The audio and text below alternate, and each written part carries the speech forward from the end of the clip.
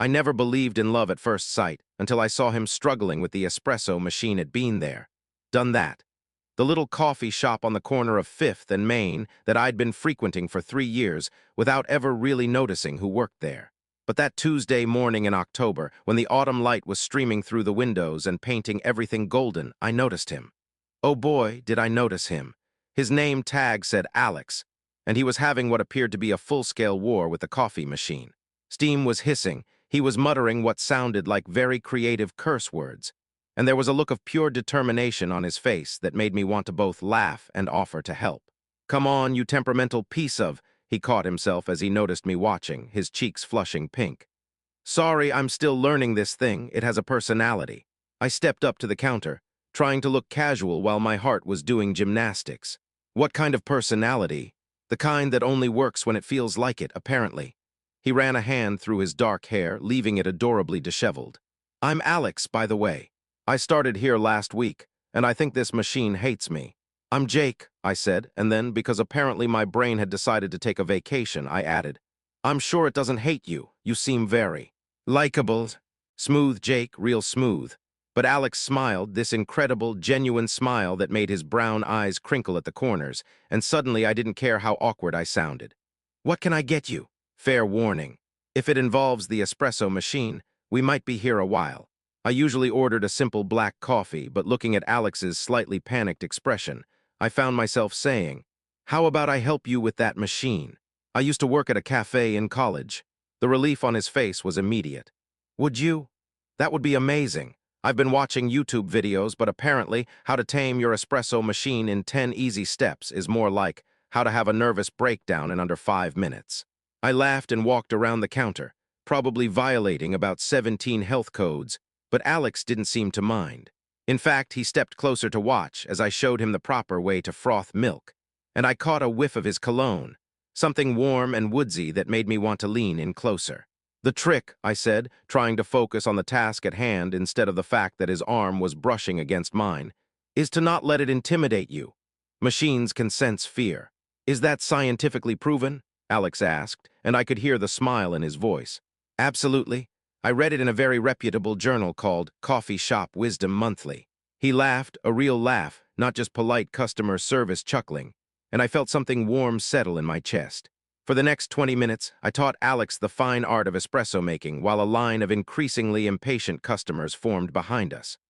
But Alex had this way of making me feel like we were the only two people in the world, asking questions and listening intently, celebrating each successful cup like we'd just solved world hunger. "I think I'm getting the hang of it," he said, producing a perfectly foamed cappuccino. "Thanks to my very patient teacher."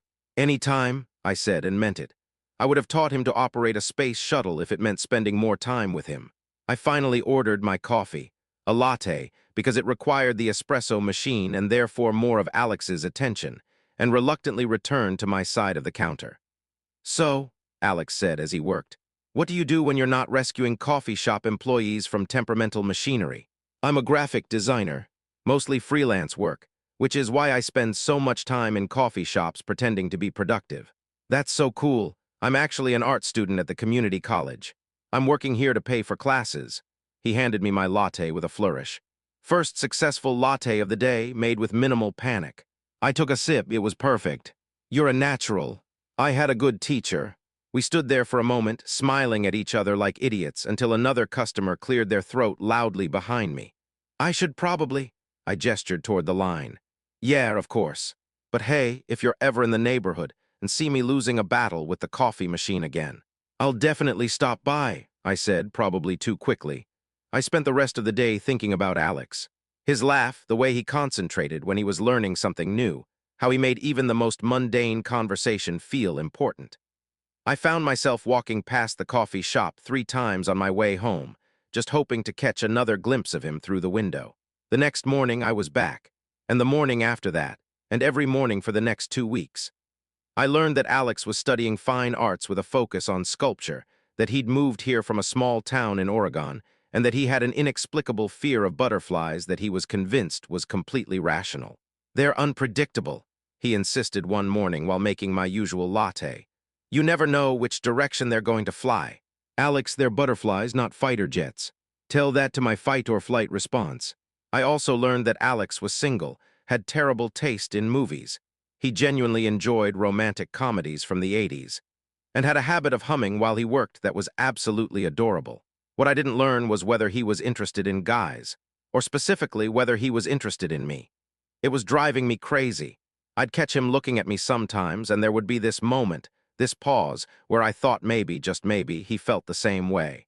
But then a customer would come in, or the phone would ring, and the moment would pass. I started bringing my laptop to the coffee shop, setting up at the table by the counter where I could watch Alex work. I told myself I was being productive, but mostly I was just memorizing the way he moved, the expressions that crossed his face, the way he bit his lip when he was concentrating. It was pathetic, really. I was a grown man with a crush acting like a teenager, but I couldn't seem to stop myself. Then, one rainy Thursday morning, everything changed. I walked into the coffee shop to find Alex sitting at one of the tables, looking miserable. The cafe was empty except for him, and there was a closed sign on the door. "Hey," I said, shaking the rain from my jacket. "Everything okay?" Alex looked up and I could see he'd been crying. "Jake, I'm sorry we're closed. The owner had to go to the hospital. Family emergency.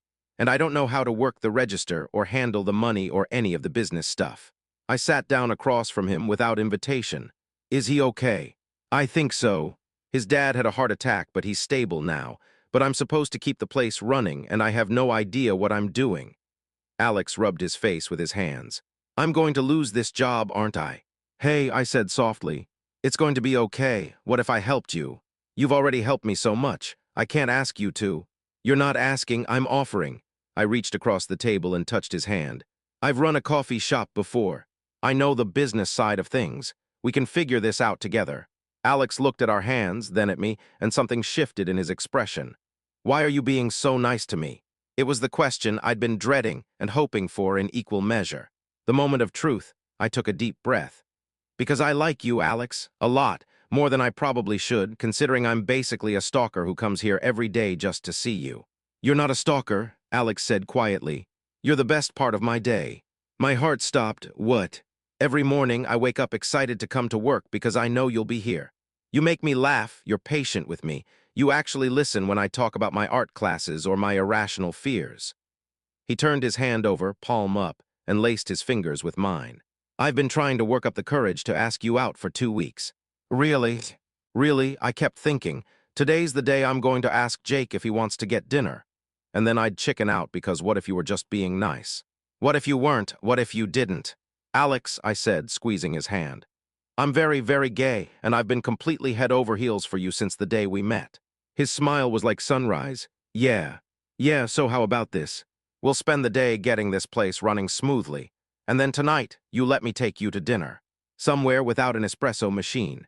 "That sounds perfect." We spent the rest of the day working side by side, figuring out the register, serving customers, and pretending that holding hands every time we passed each other was just necessary for efficiency. That night, over dinner at a little Italian place downtown, Alex told me about his dreams of being an artist, his fear of failure, and his hope that maybe, just maybe, he'd found something real in this new city.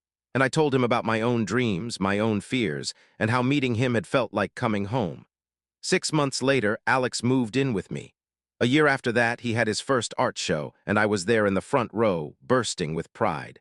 2 years later, I proposed to him in the coffee shop where we met, right in front of the espresso machine that had brought us together. He said yes, of course, and the machine didn't give us any trouble at all. Some people say love at first sight is just a myth, a romantic notion that doesn't exist in the real world. But I know better. I know that sometimes, on a Tuesday morning in October, you can walk into a coffee shop and find your whole world waiting behind the counter, struggling with an espresso machine and changing your life forever. And sometimes, if you're very lucky, they're struggling with more than just the coffee machine. Sometimes they're struggling with the same feelings you are, the same hopes and fears and desperate wish that maybe, just maybe, this could be the start of something beautiful. I never believed in love at first sight until I met Alex. Now I believe in it completely.